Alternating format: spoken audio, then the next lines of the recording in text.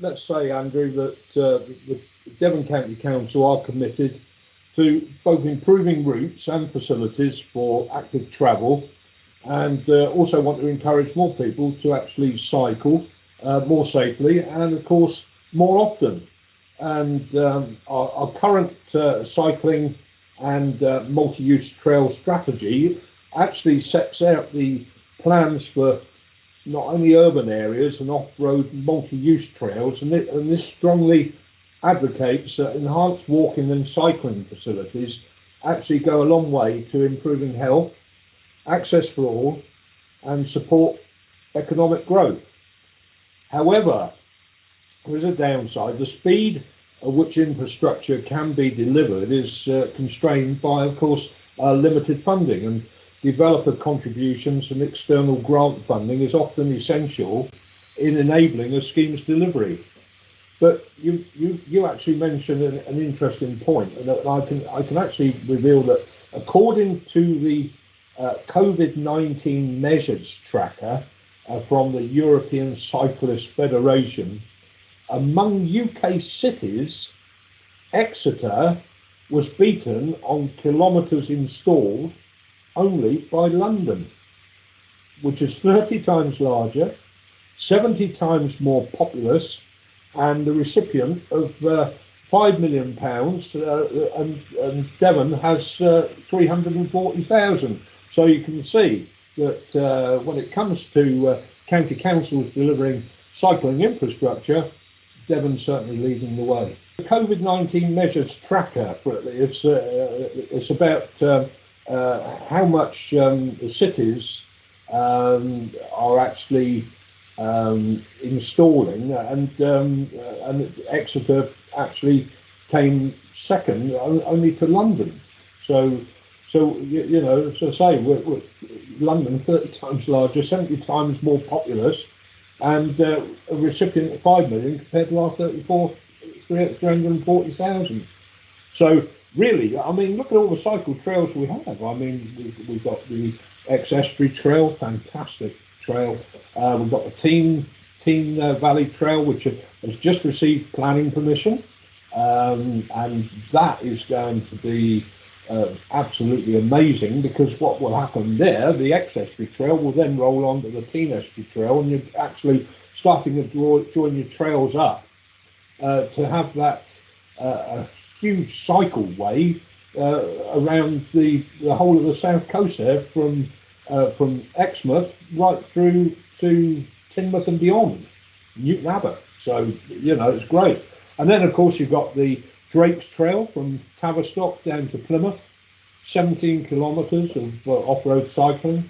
The Tarka Trail, the original cycle trail, the first one of its kind here in Devon. Granite Gears, we've got the Granite Way, and there's so many cycleways, and even smaller ones like we've got around Sidmouth, the Sid Valley Trail, which hopefully is going to be taken on forward to Sidbury in the very near future.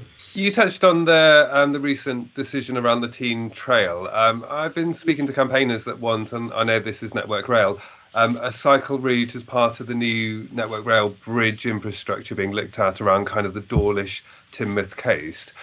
They feel that there isn't enough support or enough kind of calls for cycling when it comes to a bit more of a joined up approach. Is that something you share? I don't know about that. I mean, the key missing gap in Devon's active travel network is that the Team Estuary Trail, and we've already delivered some sections from Newton Abbot to Passage House Inn, and also from Dawlish. Then, of course, it becomes the Ex-Estuary Trail, and it provides a high standard route via Exeter to Exmouth, and of course it does leave that gap between Passage House Inn and Dawlish.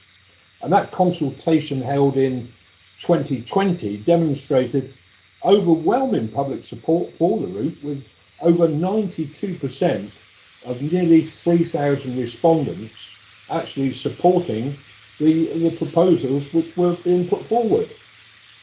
So, that work has now been undertaken to progress the design of various sections over the recent years, with a route strategy utilising incremental delivery, and the County Council, along with Teignbridge District Council, each committed £200,000 towards the development of a planning application for that 5-kilometre section between Passage House Inn and east of Bishop Stainton.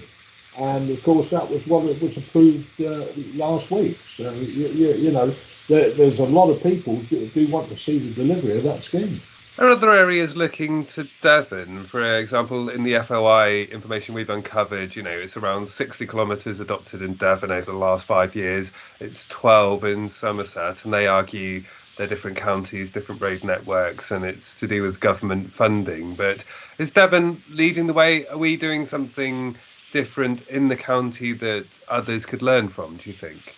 Yeah, I think we've got a very positive and forward-looking team that here in Devon that actually look at cycling and cycling infrastructure, and you know, and the thing about Devon is that we always try to get shovel-ready schemes. So if there is some government money becomes available, then, you know, they'll say, well, Devon have got a scheme there ready to go. Let's give them the money, you know. And really, that is the secret of it, because that money's there for a very short period. So you've got to be ready. There's no good not having a scheme drawn up. If you've got something there, then you've got a greater chance of pulling in that funding from government when it becomes available.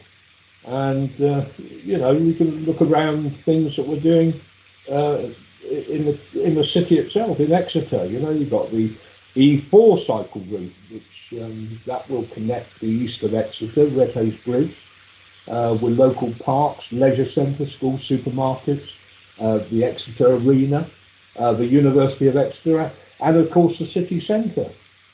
And the first 3 kilometres of that route from Redhays Bridge to Betty's Mead playing fields, well, that's already been completed, and actually includes a bi-directional, which is a two-way cycle infrastructure along the Cumberland Way and Exhibition Way, where cyclists are then segregated from pedestrians and vehicular traffic, and where it was not possible to achieve this, for example, along sections of Pinhoe Road and through Exeter Arena, Exhibition Fields and Betty's Mead playing fields, why shared spaces have been created.